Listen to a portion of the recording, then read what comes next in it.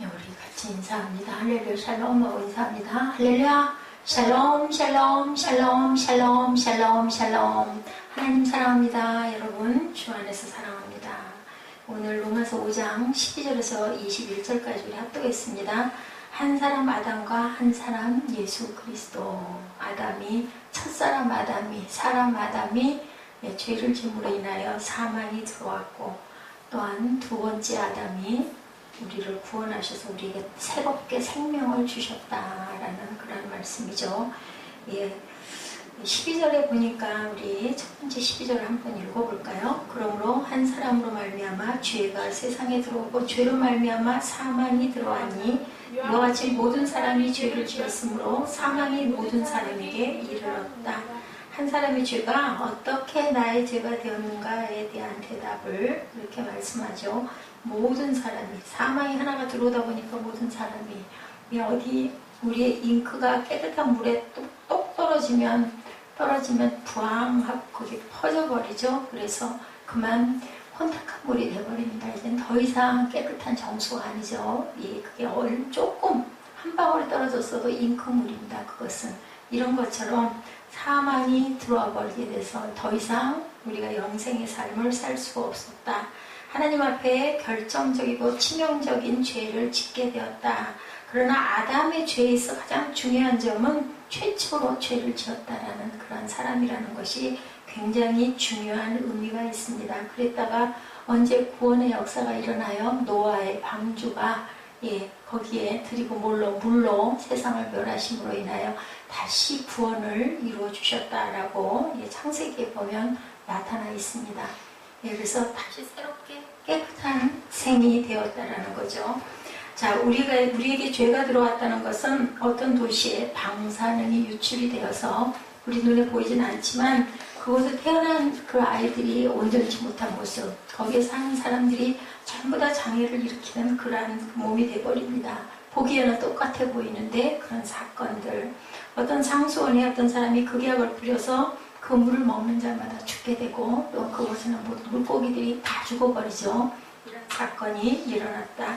아담 이후의 모든 인류는 날 때부터 죄인으로 태어나게 됐다. 이것이 인간의 운명이 된 것이다.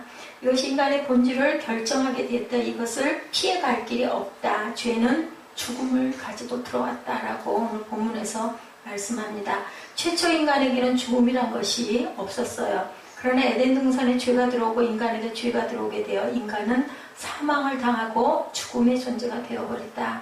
죽음이란 누구의 것? 사단의 것.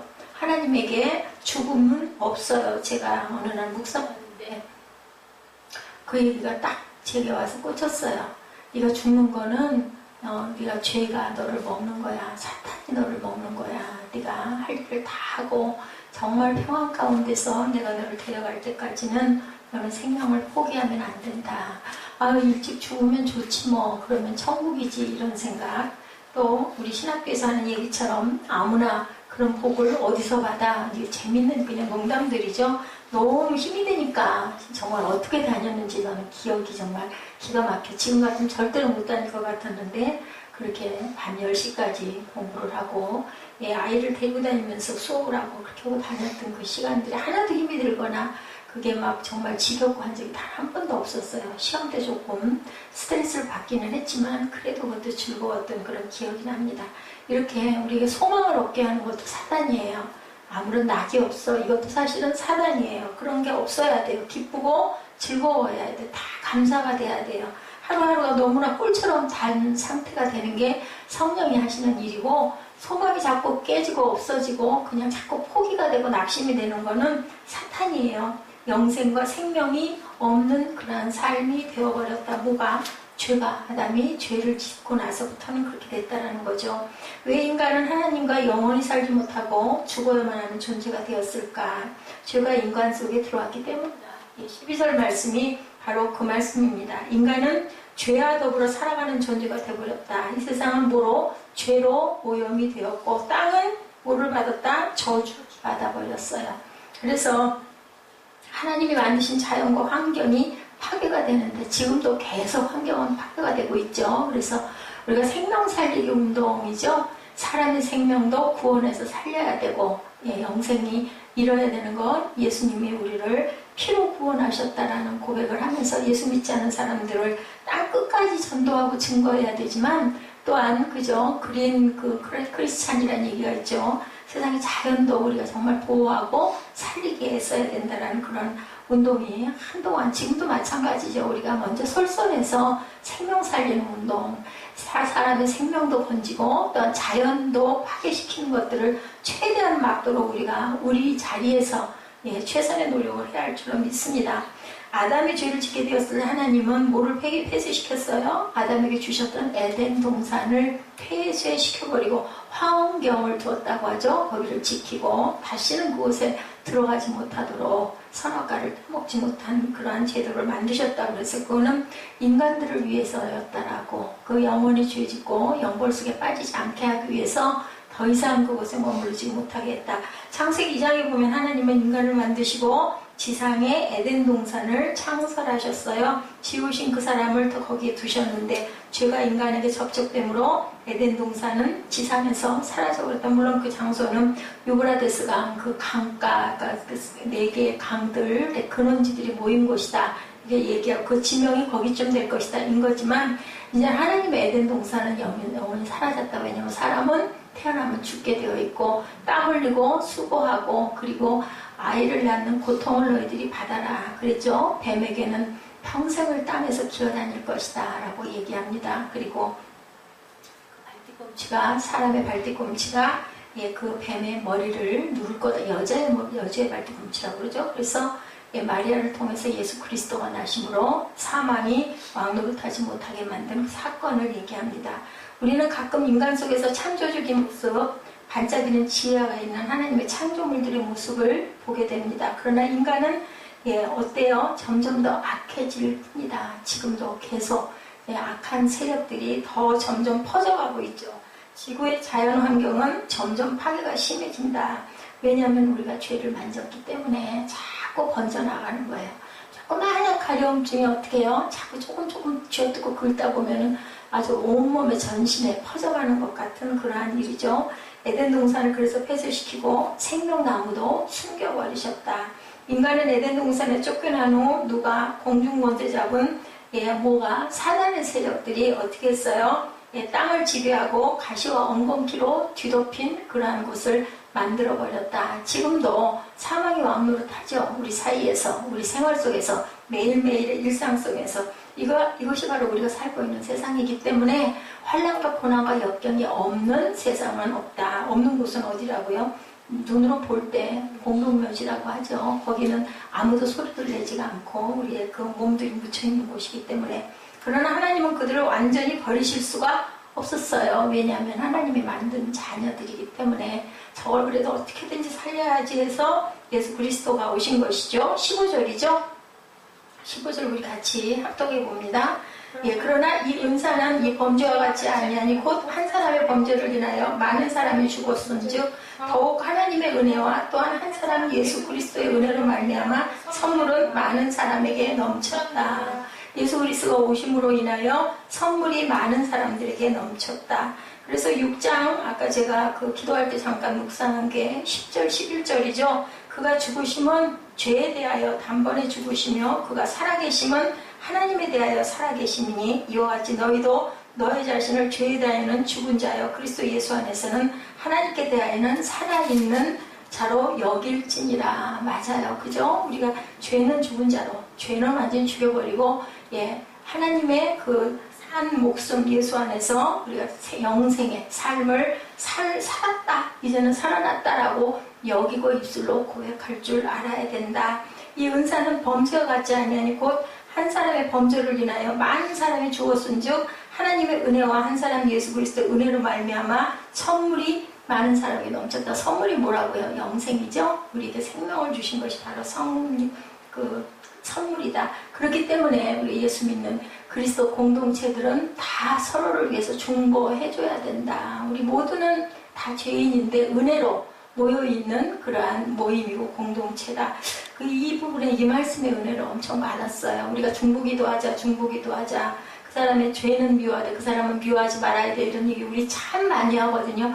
근데 모르겠어요. 저는 아주 그 깨달음이 확실하게 들어왔어요. 이 새벽 예배에서 신명기 말씀에서 이 말씀을 엄청나게 깨닫고, 그렇기 때문에 우리는 절대로 우리 모여있는 공동체, 교회 안에 있는 성도들을 정말로 우리가 그 사람을 사랑하고 그 사람의 죄를 우리 모두 다 물리치게 하기 위해서 우리는 열심히 기도해야 된다.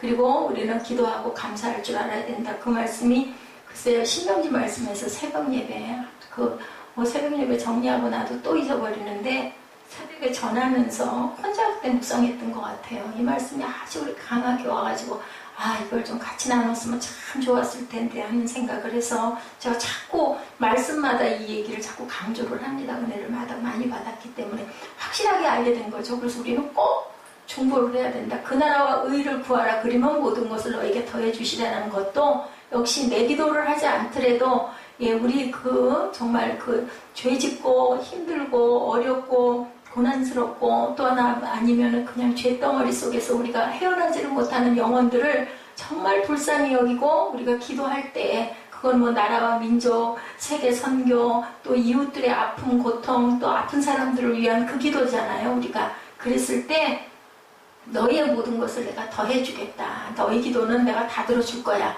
이 말씀의 뜻이 정말 그렇구나 하는 생각이 정말 강하게 일었습니다. 이 부분에 그 결론 로마서 1장에서 5장까지 뭐라 그랬어요? 구원에 대한 이야기죠. 우리가 지금도 5장을 가고 있지만 이 부분의 구원에 대한 결론, 이것이 바로 하나님의 은혜와 한 사람 예수 그리스도의 은혜로 말미암아 선물이 많은 사람에게 넘쳤다. 영생을 주셨다라는 거죠. 그것은 바로 아담에게서 한 사람 아담으로부터 말미암아 죄가 인간에게 들어온 것처럼 또 한 사람 예수 그리스도로 인간의 몸을 입고 오셨으니까 하나님이시지만 예수 그리스도로 말미암아서 은혜가 넘쳤다. 생명의 은혜가 선물로 우리에게 넘쳐났다. 그게 다 저와 여러분들이에요. 예수 믿는 모든 사람들은 은혜로 받은 거지 누구도 의롭다 할 자가 없잖아요. 그러니까 다 당신도 선물 받고 당신도 선물 받고 나도 선물 받고 우리는 다 선물로 살았기 때문에 그 은혜를 감사해야 되고, 우리 그 공동체 안에 누군가가 잘못했을 때는 그거잖아요. 우리가 한 팀인데 거기서 누군가가 하나가 잘못됐어. 그러면 그걸 건져내야 되잖아요. 끌어올려놔야 되잖아요. 그러기 위해서 우리는 항상 기도해야 되고, 그래야 하나된 삶을 살 때 하나님께서 우리에게 뭐를 주신다고요? 평안을 주신다라고 말씀을 했다라는 거죠. 그래서 우리는 늘 중보를 해야 된다. 자, 15절이 말하는 바로 그거죠. 한 사람 아담으로 인해 많은 사람이 죽게 되었고 이미 많은 사람들이 그대로 죽었지만 그대로 버려두시지 아니하고 인류를 구원하시기로 결정하고 그 백성들을 사망의 음침한 골짜기에서 살려내려고 축복하기 위해서 한 사람을 만드셨어요. 하늘에 하나님의 아들을 세상의 아들로 내려보내서, 왜냐하면 죄가 없고 흠이 없는 사람은 하나도 없기 때문에, 그래서 예수께서 우리의 죄를 감당하셨다. 그래서 우리는 모두 다 뭐한 사람들? 값없는 선물을 다 받은 사람들이에요. 그런데 그 받은 사람 중에 하나가 뭘 잘못하면 그거 건져서 같이 가야 되잖아요. 그렇기 때문에 우리는 중보해야 된다.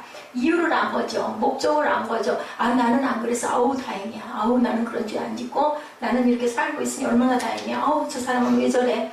은혜를 어디다 갖다 다 쏟아버리고 왜 저렇게 주중에 예배도 안 나오려고 그러고 말씀에 집중도 안 하고 성경도 안 읽고 좋은 간증도 안 듣고 왜 그래. 그게 아니라 그 사람을 위해서 정말 애통하는 마음으로 기도해야 된다. 만약에 그렇지가 못하고 나는 구원 받았으니까 됐고 나는 온전하니까 됐어 이러면은 온전한 은혜가 아니다라는 것을 우리가 알아야 된다. 여기서 우리는 한 사람 아담과 또 한 사람 예수 그리스도를 이 부분에서 우리가 만나게 됐다. 그리스도를 보내신 이유는 우리를 살리기 위함이시다.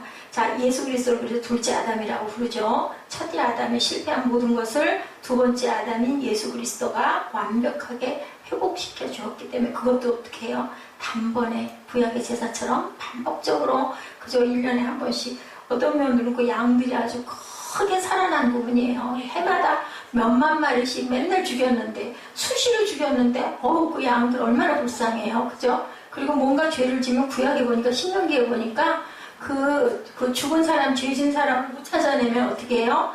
양이나 염소를 끌고 물가에 가가지고 그것을 그냥 죽이는 거예요. 목을 꺾어가지고. 그리고 또 제사장들이 꺾어서 죽여놓고는 물에다가 손을 씻으면서 나는 죄가 하나도 없다. 나는 아무것도 죽이지도 않고 나는 깨끗하다. 입술로 고백을 하라는, 그게 이제 그때 구약의 율례였어. 저는 그걸 읽으면서 속으로 금방 죽여놓고 나는 안 죽였어. 나는 깨끗해.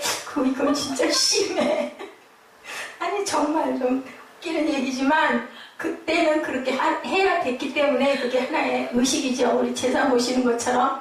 하지만 글쎄 멀쩡한 괜한 양을 갖다 잡아서 목을 비틀어 죽여놓고는 금방 그물에다 손들을 씻으면서 제사장들이 전부 다 나는 아무것도 죄진 게 없고 나는 정말 깨끗이 씻었고 난 절대로 잘못을 하지 않았어. 그게 뭐예요?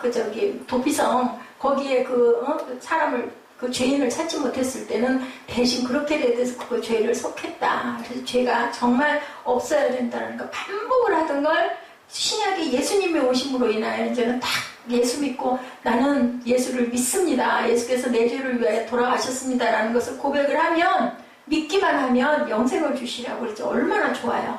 이제 더 이상 피 흘릴 일이 없잖아요. 그거 고백만 하면 되니까. 그래서 정말 구약의 제사장들은 피 속에서 살았겠구나. 수시로 맨날 잡아야 되고 각떠야 되고 얼마나 피를 흘렸겠어요. 그리고 태워야 되고 진짜 힘들었을 것 같아요. 여자는 정말 절대 옆에 얼씬도 할 수가 없었을 것 같다는 생각을 했습니다. 저는 나름 아주 정말 힘들었겠다는 생각을 했어요. 첫째 아담이 실패한 모든 것을 두 번째 아담인 예수 그리스도가 완벽하게 회복시켰다. 이것이 바로 구원이고 우리는 구원의 은혜를 받았다. 첫째 아담과 둘째 아담을 비교하고 있죠. 그게 오늘 말씀이에요. 첫째 아담이 죄의 시발점이었다면 둘째 아담은 죄의 마침이었다. 시작과 마침이 이렇게 해서 일어났다. 어떤 사람은 일은 저지르는 사람이 있고, 그죠? 수습하는 사람이 있다고 그러죠? 그리고 고생해서 죽도록 고생해가지고 벌어 모은 거 어떻게 해요? 후대들이 또 그거를 막 써서 아예 다 쓰는 세대, 그러니까 누리는 세대가 있다고 그러죠? 애써서 고통 속에서 기반을 닦아놓으면 편하게 아무것도 수고하지도 않고 태어나가지고는 아주 신나게 누리고 사는 세대도 있다. 얼마나 억울해, 어떤 면으로 보면. 근데 그게 부모다 보니까 오히려 자녀들이 잘 먹고 잘 쓰고 잘 지내면 얼마나 좋겠니? 하는 마음이 하나님 마음 같은 마음을 가지고 부모들이 애써서 수고해서 모아놓고 진짜 먹지도 못하고 입지도 못하고, 그러니까 어떻게 보면 진짜 너무 미련하잖아요. 그렇지만 사랑의 면으로 볼 때는 얼마나 기가 막힌 사랑인가. 우리가 그걸 어떻게 알겠나. 그래서 부모 사랑을 갚는 자녀는 하나도 없고 그 사랑을 자녀에게 갚는다고 그러죠. 그게 맞는 것 같아요. 이렇게 일을 저지르면 수습하는 사람이 있듯이 첫째 아담이 범죄해서 많은 죄로 물들었으나 두 번째 아담 예수 그리스도는 은혜로 십자가의 죽음으로 인하여 우리에게 생명을 주셨다.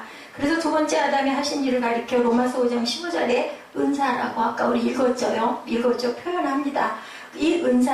그러나 이 은사는 범죄와 같지 아니하니 한 사람의 범죄로 인하여 많은 사람이 죽었은즉 더욱 하나님의 은혜와 또한 한 사람 예수 그리스도의 은혜로 말미암은 선물은 많은 사람에게 넘쳤다. 6장 23절에도 죄의 삭은 사망이요 하나님의 은사는 예수 그리스도 우리 주 안에 있는 영생이다. 이렇게 증거하고 있습니다. 이렇게 은사는 선물이라고 표현하죠. 그리고 또 이 은사는 뭐라고요? 구원이다. 구원이 바로 은사고 은사는 선물이다. 우리 모두는 그 값없는 구원의 은사의 선물을 다 받은 사람들이다.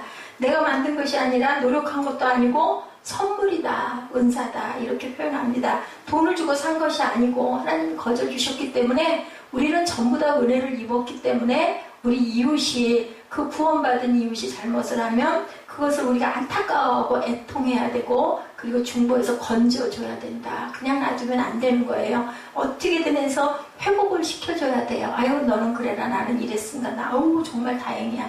이런 마음 먹으면 안 된다. 근데 정말 우리 그런 마음 많이 먹잖아요. 아유 뭐 어떡하겠어. 할 수 없지. 깨달을 때 깨닫겠지. 기도는 해주는데 아유 진짜 못됐어. 이 얘기 많이 하는 거죠. 이런 걸로 보면 우리는 아무도 천국에 들어갈 마음들이 아닌 거다. 우리가 중보기도를 하지만 정말 내일처럼 내가 정말 사건만 눈앞이 깜깜한 것처럼 내일 만난 것처럼 그렇게 안타깝고 애통한 마음으로 눈물을 줄줄 흘리면서 우리가 중보하느냐는 거죠. 그게 너무 안타까운 거예요. 그게 또 억지로 되는 것도 아니잖아요. 그래서 우리가 이 마음을 품고 그래도 기도 안 하는 것보다는 그렇게라도 열심히 입술로 고백하면서 기도해야 되겠죠. 이렇게 거저주신 이 말씀, 선포만 하여도 귀신이 떠나는 능력이 있다. 그래서 우리는 선포해야 돼요. 그 능력이 어느 정도 임하든 어떻든 믿음으로 열심히 목이 아파도, 그죠? 제가 오늘도 누구하고 잠깐 얘기를 했는데 조금만 소리를 내고 나면은 목이 잠겨가지고 말이 안 나와요. 주일날 같은 때는 우리 세빈 예배 그걸 막 어떻게든 전하려고 우리 꿈동이들이 못 듣고 못 느끼면 우리 선생님이라도 잘 듣고 잘 기억하라고 제가 열심히 전합니다. 하여튼 뭐 어떤 영혼 하나라도, 그죠? 공중권세 잡은 세력이라도 그 소리를 듣고 떨면, 그죠? 저는 제가 해야 할 의무를 열심히 하는 거니까 저는 그런 마음으로 준비를 합니다. 여기 100명이 앉아있든 10명이 앉아있든 단 1명이 앉아있든 아니면 어디 뭐 큰 데 가가지고 만약에 수천 명이 앉아있는 데 가서 제가 만약에 설교를 한다 하더라도 저는 아마 똑같이 설교할 것 같아요. 그러니까 그 마음 하나를 보신 것 같고 그 마음을 주신 게 제가 이곳에서 여러분들과 같이 이렇게 예배를 어떠한 상황이라도 한 사람 있어도 저는 예배 준비를 똑같이 하는 거죠. 누군가가 그 얘기 했던 것 같아요. 성도도 많지 않은데 어떻게 그렇게 목사님은 열심히 이렇게 늘 그 원고를 꼭 그렇게 해가지고 그렇게 준비를 하느냐고. 그냥 뭐 다 비슷한 말씀인데 그냥 증거해도 얼마든지 성경만 보고 해도 글쎄 저는 그럴 만큼 그렇게 뛰어나지를 못해서 그것도 참 감사한 것 같아요. 막 진짜 뛰어나고 한 번만 보면 잘 외우고 잘 안 잊어버리고 또 그런 그 요약도 잘하는 사람 같으면 진짜 성경만 보고도 말씀을 전하면 얼마나 좋을까. 근데 그거 못하기 때문에 처음부터 지금까지 한 번도 변함없이 항상 말씀을 준비를 하죠. 그래서 그걸 가지고 하다 보니까 지금 쌓여가지고 이 많은 걸 다시 또 쓸 일도 거의 없을 것 같은데 못 버리겠어요. 그걸 그냥 폐지로 버릴 수가 절대로 없더라고요. 이것을 선포하면 나의 구원을 의심케 하고 나의 구원을 불안하게 만드는 무능력하게 했던 사단의 모든 괴계와 술수가 깨뜨려진다라는 그 마음으로 열심히 선포해야 된다. 그래서 입술의 능력이 상당하죠. 그래서 우리가 혀의 권세라고 얘기하죠. 부정적인 말 하지 말고, 그죠? 사단을 무찌르는 말을 열심히 우리말로 하면 안 되고 뭘로 성경 말씀으로 대언을 해야 됩니다. 예수님도 그렇게 하셨죠. 그래서 한 사람 그리스도의 희생과 죽음으로 말미암아 모든 사람에게 영생과 생명이 왔기 때문에 그 은혜를 입은 우리 모두는 하나다. 똑같은 입장에 있는 거잖아요. 예, 우리도 나도 그랬고 너도 그랬고 우리 모두는 한 배를 탔어. 그렇기 때문에 우리가 정말 끝까지 갈 때까지 우리 한 사람도 나오지 말고 우리 가야 되잖아. 오죽하면 그러죠. 한 사람의 영혼을 실족하게 하면 연자맷돌을 목에 매가지고 바다에 처박는 것과 같다. 그 사람은 절대로 구원을 받을 수가 없다. 그러니까 누구도 한 사람도 그래서 너희들은 선생 되기를 즐거워하지 말라고 야고보 사도가 얘기한 게 그래서 그런 거예요. 기껏 말해놓고 네가 그거 깨면 너는 얼마나 큰 죄를 받을래 인 거죠. 그죠? 한 사람 그리스도, 이 본문의 아담과 그리스도의 비교에 있어서 중요한 점, 하나님은 우리를 어떻게 구원하시는가 입니다. 아나니아와 삽비라 얘기해서 삽비라가 그 속인 거, 아나니아가 속인 것을 삽비라는 또 어떻게 했어요? 그것도 또 그것조차 모른다고 그래서 성령도 속이고 또한 그 사실 자체도 부인했기 때문에 2배의 죄를 받아가지고 죽었다라는 것을 제가 그 성경의 해석 부분에서 본 적이 있어요. 그래서 우리는 절대로 거짓을 말하지 말아야 된다. 그냥 얼른 잘못했습니다 하고 빨리 고백하면 우리 아이들 기를 때도 그래요. 그냥 엄마 잘못했어 그냥 하는 녀석은 많이 못 때려요. 근데 이렇게 저렇게 갖다 이유를 들여다 붙이면 미워요. 나중에는 뻔히 보이는데 그 핑계대면 한 대를 맞아도 더 맞죠. 그렇기 때문에 하나님께도 빨리 고백하고 빨리 회개할 줄 알아야 된다. 아담이 저지른 실수를 그대로 역으로 회복시킨 것, 어떻게 구원하시는가, 이것을 타이폴로지라고 얘기합니다. 아담이 저지른 실수를 역으로 회복시킨 사건, 모델은 같은데 역할이 전혀 다르다. 그죠? 첫 아담과 마지막 아담은 어떤 사람이 방을 어질러 놨어요. 한 사람이 이것을 하나씩 챙깁니다. 물건을 제자리에 놓고 씻고 닦고 방을 깨끗하게 만들어 놓으면 좋죠. 어떤 사람은 그가 가는 곳이면 쓰레기가 잔뜩 쌓이는 사람도 있어요. 근데 그걸, 그죠? 제가 집에서 늘 그러는 것 같아. 하나가 어지러 놓고 몇 사람이 어지러 놓은 것을 막 그거 정리를 정돈을 안 하면 옷을 못, 요즘에는 아예 들어가면 그것부터 하고 옷을 벗어요. 할 일을 다 해버리고 그러고 나서 그냥 깨끗하게 씻고 편하게 자리에 누우면 그 시간부터 아이고 내가 정말 휴식 시간이구나 이런 것을 느끼기 위해서 누리기 위해서 그것도 또한 타고난 품성인가 하는 생각을 합니다. 아니 내버려 둬도 되는데 어떻게 각오를 하고 저는 그게 어려워요. 결심을 하고 저지른 사람이 좀 치우라고 좀 놔둬봐야지. 화장실도 그렇고 뭐 그 레인지 가스레인지 부분도 그렇고 몇 날 며칠이 가도 그 점점 더 덮개만 더 써요. 나중에 닦기가 더 힘들어져. 그래서 이것도 소용이 없구나 하고 닦게 됩니다. 우리가 인생을 그 찌꺼기와 쓰레기를 한 번에 닦으면 살짝 닦으면 될 거 안 닦고 계속 놔두면 나중에는 정말 뭐 사포로 부푼 문질러도 안 닦인다. 그렇기 때문에 우리는 수시로 보일 때마다 마음에 올 때마다 항상 고백을 하고 회개를 해야 되겠죠. 이 사람이 지나가면 쓰레기만 남는 사람, 아담은 이렇게 죄와 죽음의 쓰레기만을 뿌려놓은 것을 새로 오신 예수 그리스도 두 번째 아담이 그것을 회복을 시키셨다라는 거죠. 다 챙기고 정리해서 깨끗하게 만진 것. 우리 성경에서 볼 수 있는 타이폴로지, 아까 말씀드렸죠. 회복시키는 것. 타이폴로지. 아담이 저지른 실수를 그대로 예수께서 완전하게 회복시켰다. 16절이죠. 또 이 선물은 범죄한 한 사람으로 말미암은 것 같지 아니하니 심판은 한 사람을 인하여 정죄에 이르렀으나 은사는 많은 범죄를 인하여 의롭다 하심의 이름이니라. 이 은사 자체가 많은 범죄를 은사는 많은 범죄를 의롭다 하시게 만든 것이 바로 은사다.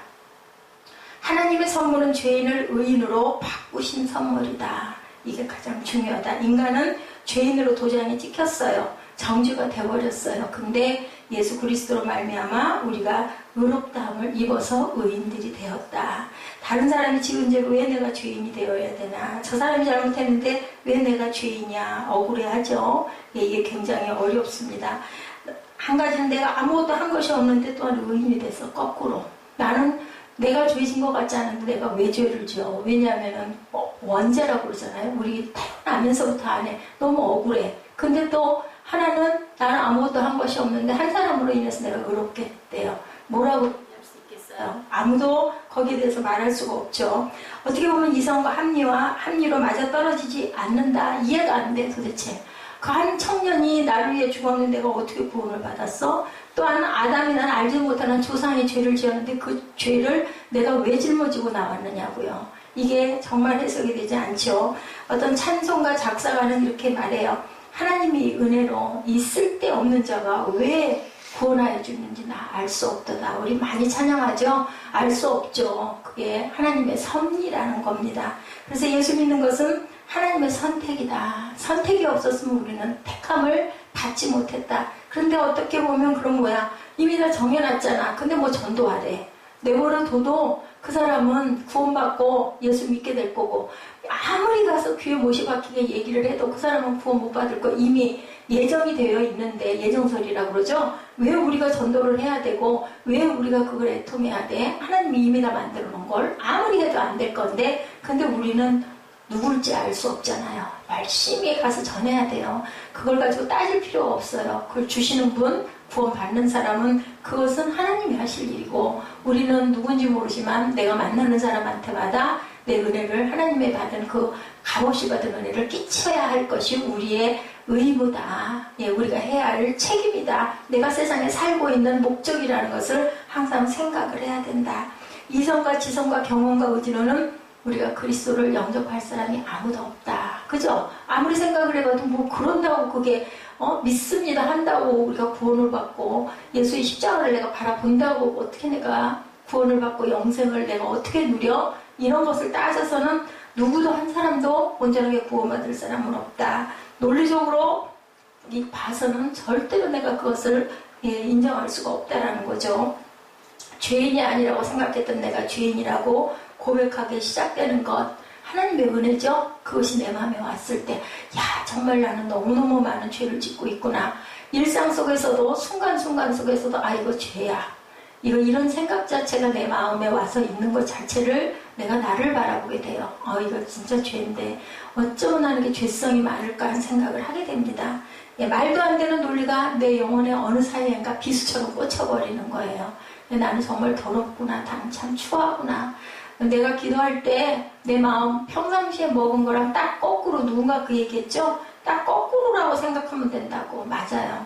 예, 꼭 내가 생각하는 것과 거꾸로 성령께서 말씀하세요. 네가 잘못한 거야 라고 얘기해. 너무 억울해. 그런데 그래도 우리 마음 안에 온전치 못한 마음이 너무너무 많다.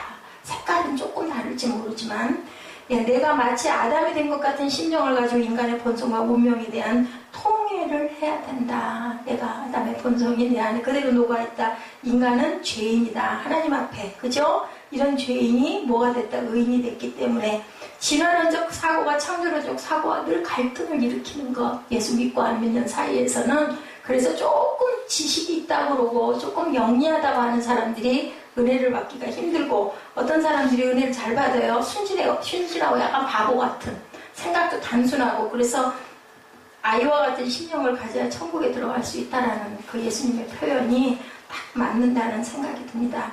평생 믿음이 자라지 않는 사람들은 자기 생각을 너무너무 주장하고 믿는 사람들 이 두 사고가 맞지 않아서 아무리 생각을 해봐도 이해가 안 가거든요. 그게 어떻게 이해가 가겠느냐.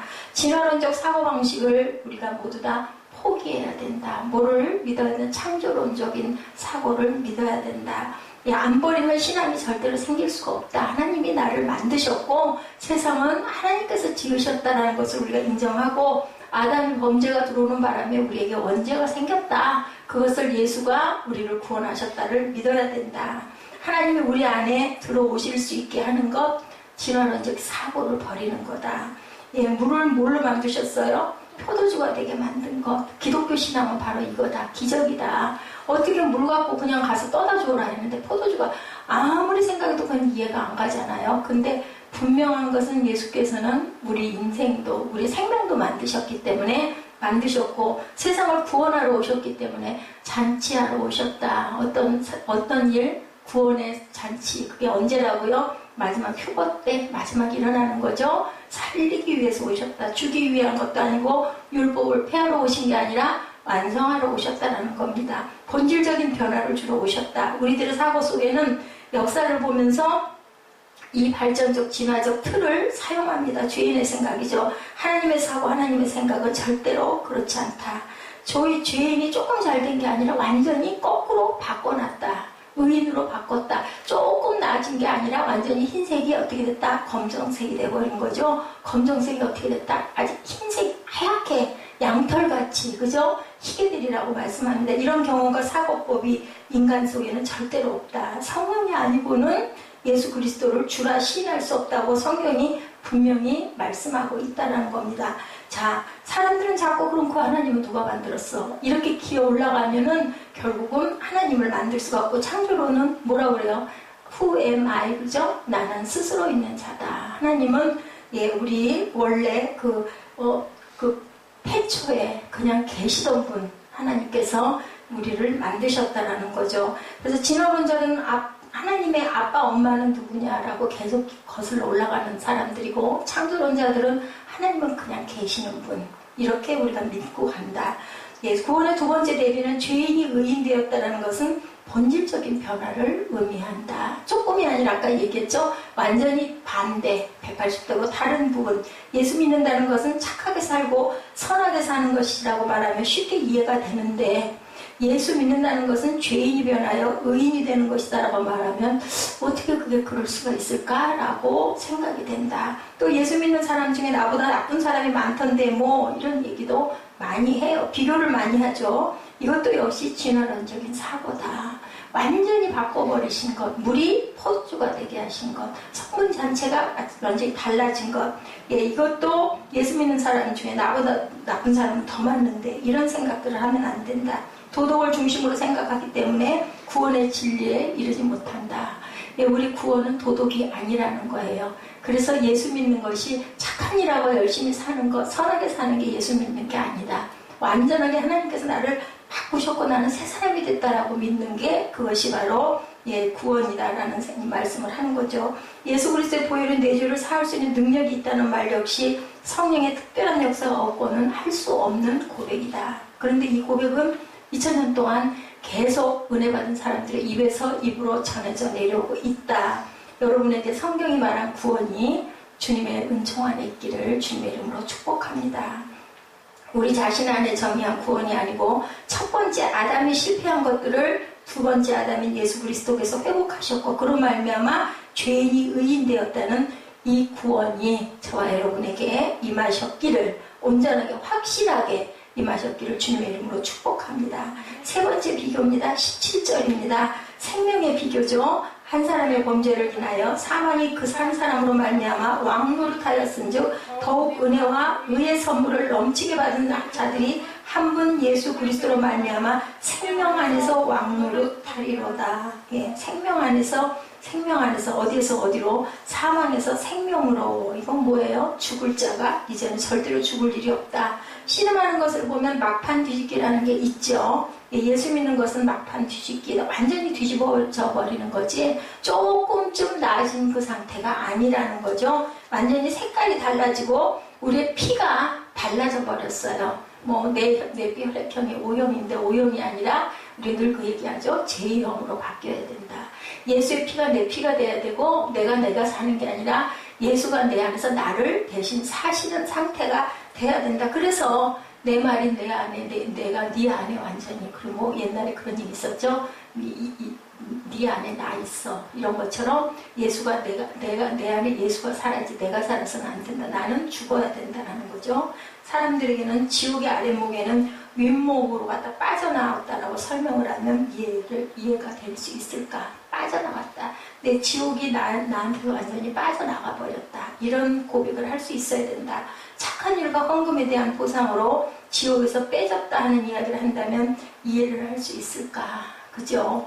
예. 그러나 성경은 그렇게 이야기하지 않습니다. 죄인이 변하여 의인이 되고 사망이 변하여 영생이 됐다. 내가 헌금을 많이 해서 네 죄를 조금 사해준 게 아니라 완전히 헐가닥 바꿔버렸다. 다 뒤집어졌다. 물이 변하여 포도주가 되었다고 말씀합니다. 이것이 바로 구원이다.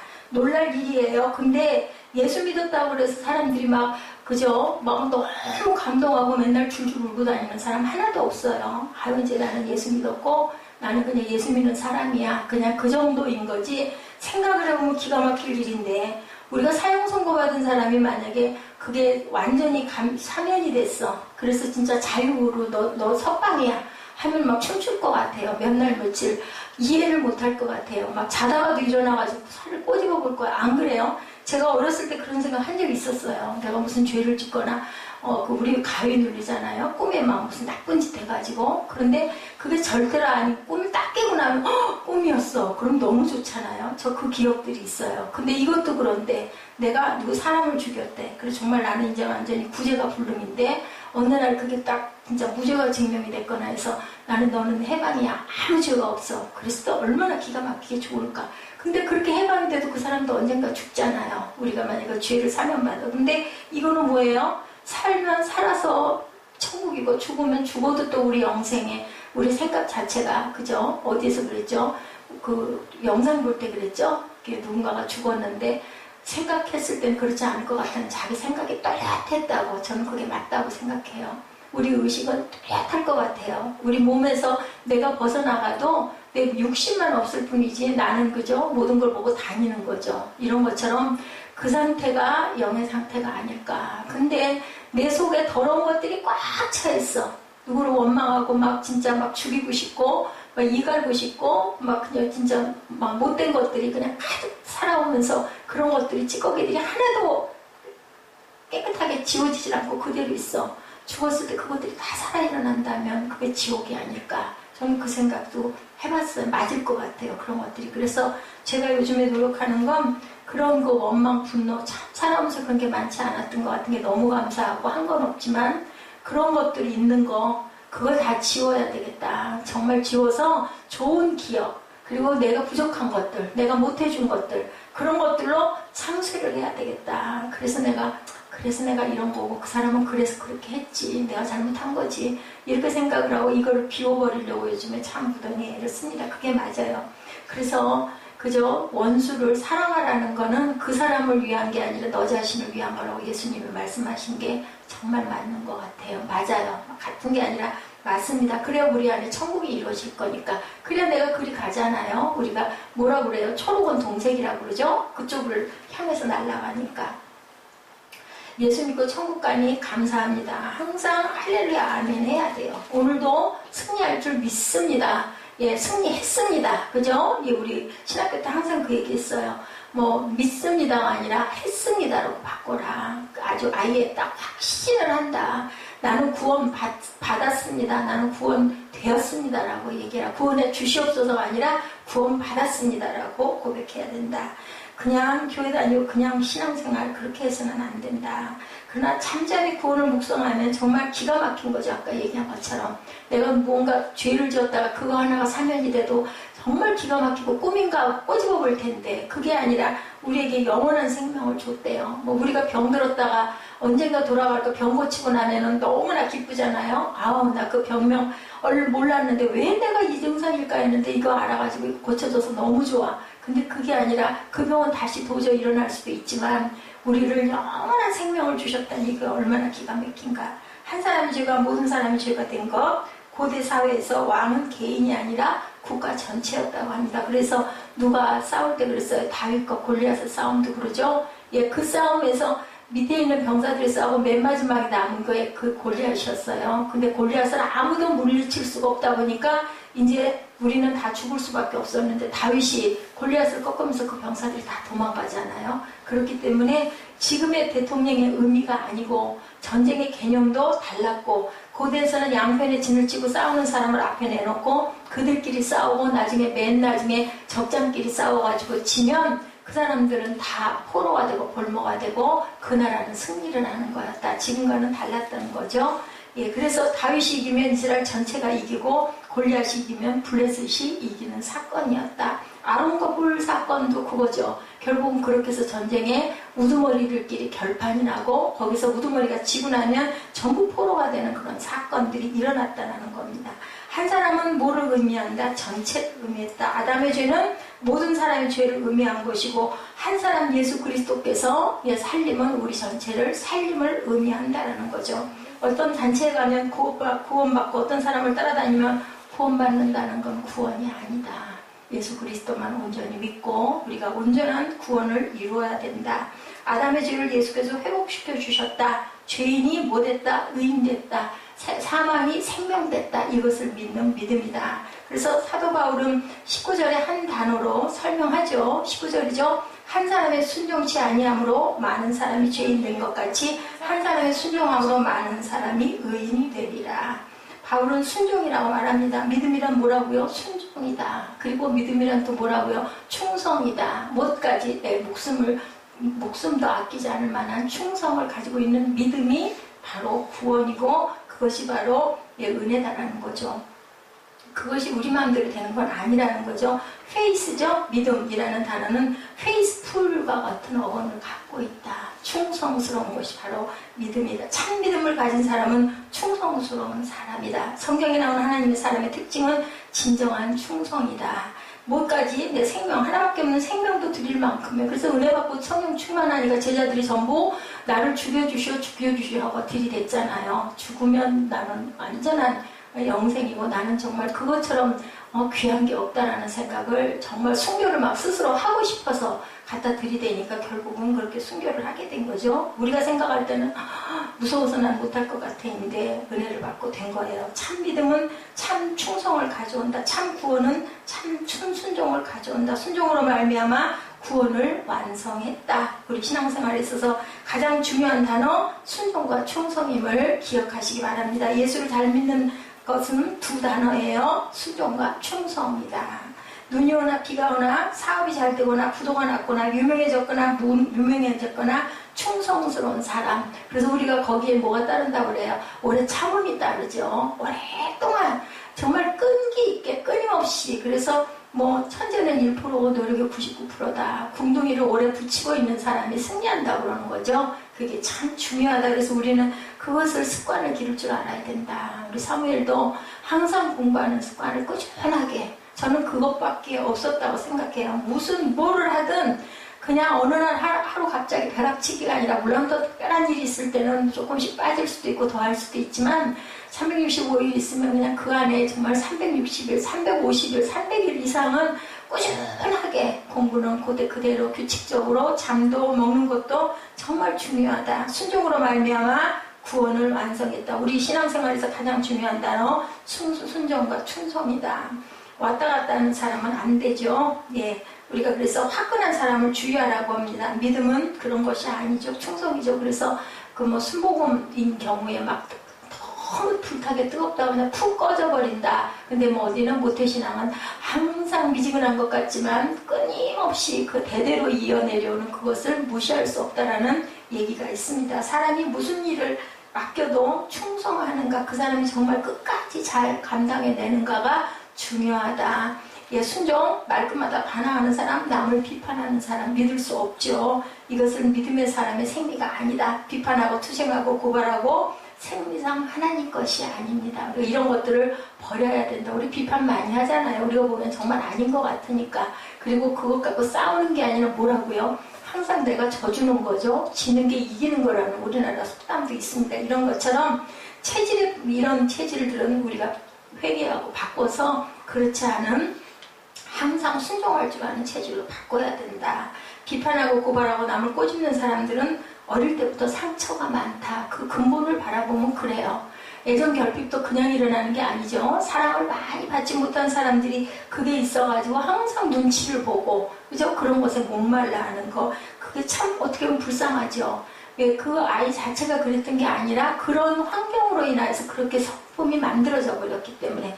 그래서 우리의 모든 그 속성내를 다 헤쳐서 보면 그 사람의 내면을 분석해 보면 정말 이해하게 되고, 그러고는 이건 하나의 병이야. 그래서 다들 병이 있잖아요. 조금씩. 그 정신적인 그것들을 치료해줘야 된다라는 개념으로 우리가 기도해주게 되는 것이다. 그래서 병원과 그죠? 교회의 차이점이 그거죠. 병원은 질병을 찾아내기만 하지만 우리는 영적으로 품어주는 그러한 치료사들이죠. 이렇기 때문에 예수 십자가 피밖에 없다라는 것. 그래서 병원에서는 완치를 못해도 우리가 은혜를 받으면 완치가 되죠. 사랑은 사랑으로 치료할 수밖에 없다라는 겁니다. 순종의 십자가는, 예수님의 캐릭터는, 사도 바울은 순종이다. 순종을 보여주고 가셨잖아요. 섬기고 가셨잖아요. 예수님이 그렇게 하셨기 때문에 우리도 그렇게 해야 되는 거죠. 아담의 죄는 불순종, 첫째 아담은. 하나님께서 말씀하신 대로 아담이 순종했다면 사단의 유혹에 넘어가지 않았을 것이다 라는 거예요. 충성했다면. 그죠? 누가 뭐라고 했어도. 자녀들을 볼 때 성경은 자녀에게, 주 안에서 부모에게 뭐하라고 그래요? 순종하라고 말씀하죠. 최고의 자녀는 의지적으로 부모에게 순종할 수 있는 자녀다. 인간이 아니고 기계와 같이 순종하는 것을 의미하지 않는다. 어떻게 해요? 의지적으로. 그래서 하나님께서 우리에게 주신 게 뭐예요? 자신이 스스로 자원하여서 하게 하죠. 예, 스스로 뭐든지 선택하게 하시는 그게 바로 순종이에요. 순종이 아니라 억지로 하는 건 그건 순종이 아니죠. 겉으로만 그냥 인체하는 거는 필요가 없는 거죠. 마음으로 순종하는 것이 참 순종이다. 예수 그리스도는 하나님께 순종함으로 그가 십자가를 지신 거죠. 이 잔을 내게서 옮겨주옵소서도 했어요. 갈등도. 근데 기도했더니 네가 그 잔 마셔야 된다라는 게 확신이 왔다는 거. 그렇기 때문에 그것밖에, 기도밖에 없다. 어떤 것을 결정할 때는. 그래서 그는, 예수님은 순종하기로 결심을 하셨죠. 마귀의 불순종이 그것으로 인하여 잘라져 버렸다. 순종함으로 인하여서. 그래서 우리는 참 반발하고 분노하는 것들을 버려야 되겠다.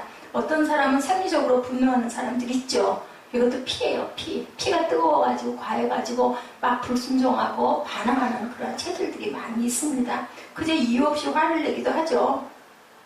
그랬을 때 불순종의 영이 있다는 걸 깨달아야 된다.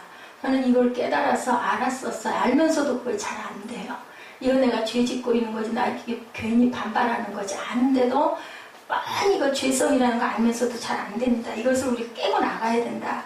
아담에게 이렇게 불순종의 영이 있었다. 예수 그리스도에게는 무슨 영? 순종의 영. 믿음의 결론이죠. 믿음이란 예수님의 순종으로 말미암아 아담의 불순종이 제거되어 버렸다. 어떻게 보면 불순종이 더 세력이 크잖아요. 무섭잖아요. 그죠? 막 죽이려고 하고 칼로 찌르려고 하고. 순종은 뭐예요? 그냥 죽이면 죽사옵니다 하고 그냥 끝까지 머리 숙이는 거. 그런데도 그것이 결국은 이긴다. 그죠? 칼보다 화평이, 그죠? 칼보다 그죠? 촛불 행진이 더 무서운 거죠. 이 시절이죠. 율법이 가입한 것은 범죄를 더하게 하려 함이라. 그러나 죄가 더한 곳에 은혜가 더욱 넘쳤다. 죄가 있는 곳에 은혜가 넘쳤다라고 그러죠. 의인이라고 자랑하는 사람에게는 은혜가 없고 죄인이라고 고백하는 사람에게 축복을 해주시죠. 누구와? 세리 바리새인 기도 알죠? 나는 죄인입니다 하는 자에게 은혜가 넘치는 거죠. 모두 다 죄인이에요. 근데 그것을 고백할 줄 모르고 깨달지 못하는 사람은 구원의 여지가 없다라는 겁니다. 자신에게는 하나도 죄가 없는 것처럼 말하는 사람을 만나면 기가 막히죠. 그냥 같이 얘기하고 싶지가 않아요. 말을 나누고 싶지가 않습니다. 나에게는 자기 약점을 절대로 드러내지 않은 사람들, 그게 회개하기가 너무 어려운 사람들, 그냥 자기를 다 열어놓고 너무 저 사람 저랬다가 나중에 어떻게 하려고 자기를 저렇게 정난하게 다 드러내? 그러면 얕보일 텐데 그런 사람을 오히려 하나님은 손들어 주시죠. 그리고 불쌍히 여겨 주십니다. 죄를 드러내는 것이 은혜다. 20절에 말씀하죠. 율법이 가입한 것은 범죄를 더하게 하려 함이라. 율법이 있는 곳에는 범죄를 더하게 하리라. 이 말은 율법이 들어오기 전에는 죄가 드러나지 않았다라는 거죠. 율법이 들어와서 범죄가 더했다는 것은 범죄가 많아졌다라는 게 아니라 내 범죄함이 뚜렷해졌다. 율법이 비춰보니까 나가 잘못했거든요. 이것이 바로 기준이다. 그것으로 구원이 이루어지는 건 아니지만 거울에 비춰보니까 나 그죠? 고춧가루가 이 사이에 끼었어. 얼굴에 뭐가 묻었어. 이게 보인다라는 겁니다. 은혜가 드러나면 은혜가 죄를 치워버린다. 그래서 죄가 없어지는 것이라는 거죠. 이런 경험들 여러분들이 있을 거예요. 교회 오기 전에는 죄라고 생각하지 않았는데 은혜 받고 나니까 이것도 죄야. 내가 죄 짓고 있구나라는 걸 깨달는 것. 그죠? 그래서 예수 안 믿었을 때 편했다는 얘기들을 많이 해요. 예수 믿고 나니까 우리가 걸리는 게 많고 하지 말라는 건 왜 그렇게 많아? 지켜야 될 건 또 왜 그렇게 많아? 오히려 불편해. 그죠? 병이 드러나면 어떻게 해요? 병 드러나지 않으면 죽어요. 근데 병이 드러나야 고칠 수 있잖아요. 이런 거랑 똑같다라는 것. 21절입니다. 이는 죄가 사망 안에서 왕노릇한 것 같이 은혜도 또한 의로 말미암아 왕노릇하여 우리 주 예수 그리스도로 말미암아 영생에 이르게 하려 함이라.